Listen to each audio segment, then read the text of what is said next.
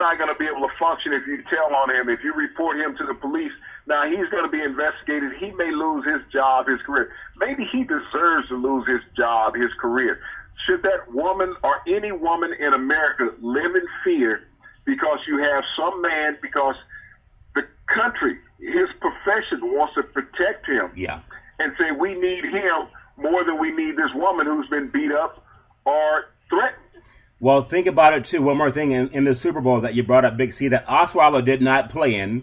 I still remember Cam Newton hearing some negative things said about him in the press conference, and he did the intelligent thing. He actually got up and walked away so that he would not have something escalated. But he was being put under the fire for that. I believe even the Denver Broncos had a practice player that the organization sent home, not because he was arrested, but he was accused of doing some type of illegal activity with a call girl or whatever it was. I don't want to name it wrong. But here's an organization that when a player was accused, a practice player accused of having some indiscretion with a lady, they sent him home, not even allowed him to participate with the team. Now, imagine them taking that stance, Big C, but you have a player that you want to make your star quarterback on camera, pushing a woman twice. And their stance is he's protecting his wife. And that's horrible for John Elway with his legacy to stand quietly by saying nothing. To me, that's horrific for any fan that goes to NFL games, especially women. And Gloria Allred, I wonder why she hasn't made a statement. Well, that player was a backup defensive back with the Denver Broncos, and he was sent home for alleged solicitation of an undercover officer during the Super Bowl week in San Francisco. He's sent home. He did not purchase anything. It was just alleged solicitation. He was not arrested. He didn't hit a woman. He was just brought in for questioning. Yeah. Now, Brock Osweiler, we watched him in an egregious act against a woman. But that's okay because, it's do you believe Kodak or do you believe me or your lying eyes? You can't believe your lying eyes because he said he didn't do anything. He's protecting his wife. To protect his wife at 6'7", 245 pounds, all you have to do is stand between someone and turn your back. Yes. It's a woman. I don't think physically she could be threatening to him or even harming. All he had to do was tell his wife to walk away and create a barrier of separation. That's not what he did. He put his hands on a woman in public, just like you spoke about. Everyone has a mother. There's sisters. There's aunts involved. There's a grandmother. Think about it. If your elderly grandmother was pushed by Brock Osweiler because she wanted to just walk up, and he felt threatened by her, and she's walking with a cane. Yeah. He's saying, well, I felt the cane was a weapon. Yeah. Would he still be okay in the sports public's eyes, saying, hey, he had a right? He did not have a right. This person had a right to be out there in public. If his wife's in public, she's target just like any athlete. If she's going to be with him, and she's a target just like him. Well, ironically, but you don't put your hands on a woman. I agree. That's well said, Big C. But you probably won't hear it anywhere but here on the Charlton Big C Show. We come to you every day, Monday through Friday, between the 4 and 5 o'clock p.m. hour Pacific Standard Time. And speaking of women being hit or pushed, we know over the weekend, Miesha Tate defeated Holly Holm in the UFC bout. Now, you don't hear about people like that being pushed or hit, because they learn to defend themselves, even though you shouldn't have to. But I want to even touch on the fact that we took the time to have the UFC, which was covered by Fox Sports. I think is a great sport, even though some people don't like it, Big C. I know it's controversial.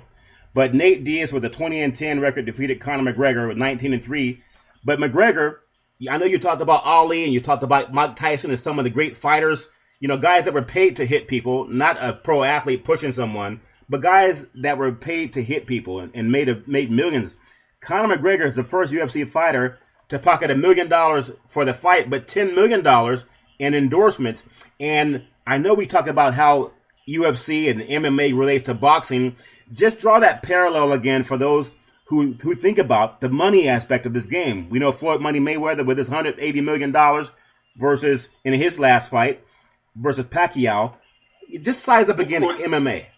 Well, Charlton, let me take you back a few years. McGregor is only the second guy with the $10 million package. Really? Who was the first? About 9 years ago, there was a backroom fighter named Kimbo Slice. Okay. CBS signed him to a 9-fight deal at about $12.5 million. Yeah. Kimbo Slice was used to fighting in backyards down in Florida. Yeah. Kimbo Slice came into the ring against a polished professional MMA fighter. Yeah. He lasted about 45 seconds. He got his $12 million, but CBS lost their head in that through embarrassment and didn't put on any MMA fights after that. But Fox picks it up. But, it's become the sport that Americans want to see because there's constant action and excitement in the game. Yeah. Boxing is old school where there's tactical. MMA is like checkers versus chess. Yeah. Where in a chess match, you have to strategize, and that's boxing. You have to size up your opponent, take your time. MMA, you can just jump all over the place. You don't care which direction you go in. Well, and that's what has the younger viewer more excited about the MMA versus the old classical as we grew up with boxing, Charlton. Well, I'll tell you, there was a fight I covered up in Sacramento about a month ago called the West Coast Fighting, and it's exciting. There's a guy, Justin Baseman, a young guy out of Northern California, a promising guy for the UFC coming up. Also, Max Griffin. These are great fighters out of the Sacramento area. And I know guys like Uriah Faber, they're all part of this Team Alpha Male group up here. And just a lot of great things happening in that sport. But I do want to draw the contrast on the next 10 minutes, Big C. And also, this segment is sponsored by NorCal Ford. Go see your Northern California Ford dealers. And if you're looking for pickup trucks, you got to test drive the F-150, one of the best trucks out there on the road. Tell them you heard about them through Charlton and Big C. But Big C, I want to get back into this MMA thing because it's so popular and Fox has signed a big contract. I know you talk about Ali Frazier, and some of the old timers will think about Ali Frazier.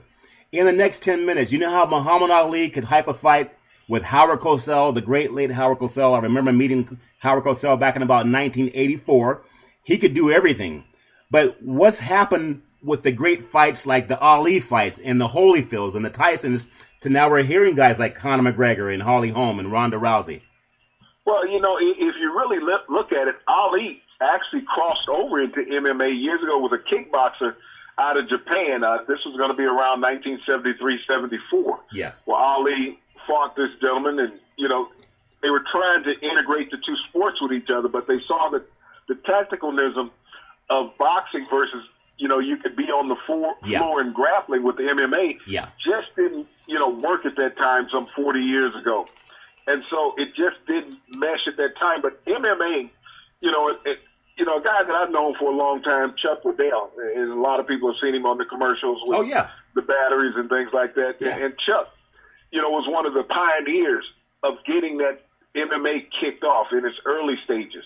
And he was, won the championship a couple of times. But that sport has grown worldwide because you have these unknowns that come into the game, but the careers are not like the boxers. You're not going to see someone with a 49-0 record like Mayweather. Yeah. You're not even going to see anybody go 30-0 in this game because on any given night, it's like a football game.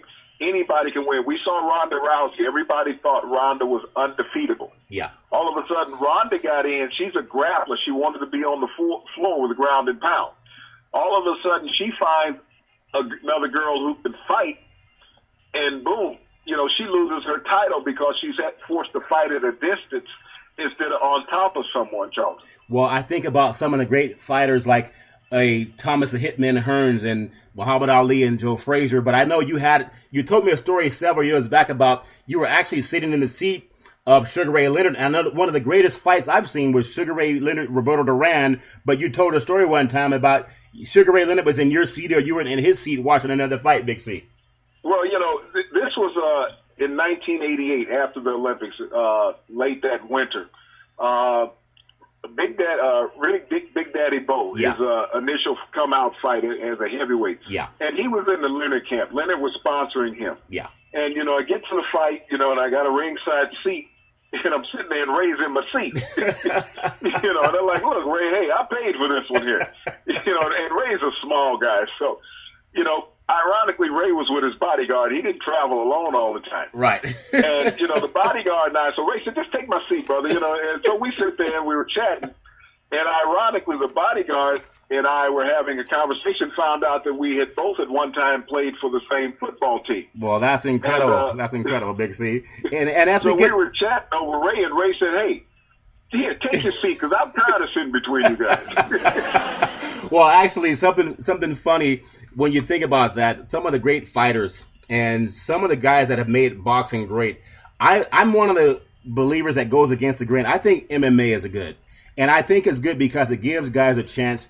You don't have to be skilled like a Roberto Duran. You don't have to be skilled like a Joe Louis even back in the day. You don't have to be as skilled as someone like Thomas the Hitman Hearns. But I'll take it to this, Big C. The next segment, we're going to talk to NBA basketball. And this segment is sponsored by Trilock Investment Corporation, funding private and commercial real estate up to $500 million. Call 916-896-5757. I want to congratulate the Golden State Warriors. And the next 4 minutes, I know Golden State, they set the home court winning record, Big C, at 50. Is it 45 games? Now they beat the Chicago Bulls record. What are your thoughts on that record and how they are going to chase the Chicago Bulls record of 72 wins, Big C? Well, the Golden State Warriors, Charlton, are good for the NBA.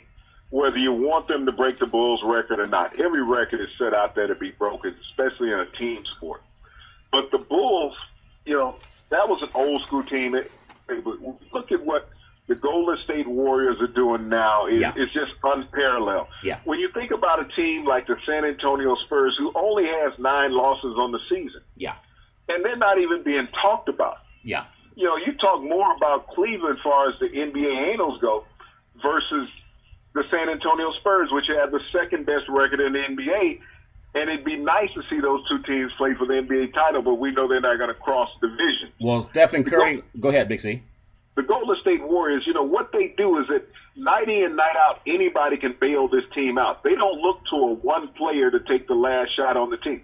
They have 4 or 5 players. If you recall last week when Iguodala hit the game-tying free throws when they went into overtime against OKC. Yes.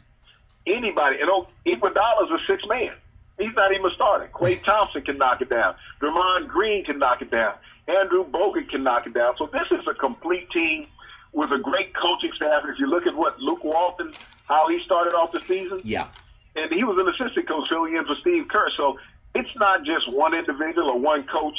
It's a complete package in Golden State. Well, Curry last night went for 41 points. He became the first NBA player to hit the 300 3-pointers. He has 301 right now. So 119-113 win last night over Orlando. So really impressed with Curry and his effort. In fact, tomorrow night I'll be up in Sacramento watching the Cleveland Cavaliers and LeBron James, and they're coming to Sacramento, which is having a lot of dysfunction. There's even more talk about getting rid of Coach Carl, when ironically, it doesn't matter what coach you bring in if the players don't listen to him. Ironically, with the Kings organization, the winningest person in the organization is Coach George Karl. No one else can talk about making the playoffs outside of Devos, but as a player, the coach is active. Devos is retired. But he's the only one that's been a playoff guy, consistent guy, and they're talking about getting rid of him. And I hope he leaves because he deserves better than the treatment he's gotten from guys like DeMarcus Cousins and Rajon Rondo. And the last game being at that game, Big C, they have so much dysfunction in that organization because of the players. Coach Karl deserves much better treatment than that, Big C. Well, he does. He has a lineage in the NBA. When you look at his coaching record over time, he has taken so many teams to the playoffs. Yeah. He has produced so many great players. But in the past, it's like when people say old school, Charlton, the new modern player is a different breed. And maybe it's just not a good marriage overall with George Karl, the way he was brought up. As a player in college, he played under the great Dean Smith at North Carolina. Yeah. So he learned basketball fundamentals 101. And then all of a sudden he becomes an NBA coach after being an assistant at North Carolina. And when you look at the players that he developed over time, the last great disgruntled player he had, so-called great, was Carmelo Anthony. He had to let him go. Yeah. Because Denver could not get better with Carmelo Anthony there. That's the same thing you have in Sacramento with a Boogie Cousins. Now, he can go out and get you 30 or 40 points in a basketball game. Yeah. But when he's doing that, does he make anybody around him better? No, he doesn't. He takes shots away from other players because he's so self-centered on doubling up on his points. Well, the game that OKC when Oklahoma City came to town last Monday, there were several times, at least 4 times, he took a 3-point shot and missed. And I was thinking with some of the other commentators, who's getting the rebounds? If you have a point guard down there trying to get a rebound when you got your center sitting out there on the 3-point arc. So, that's not coached by the coach, George Karl. That's selfishness by Boogie Cousins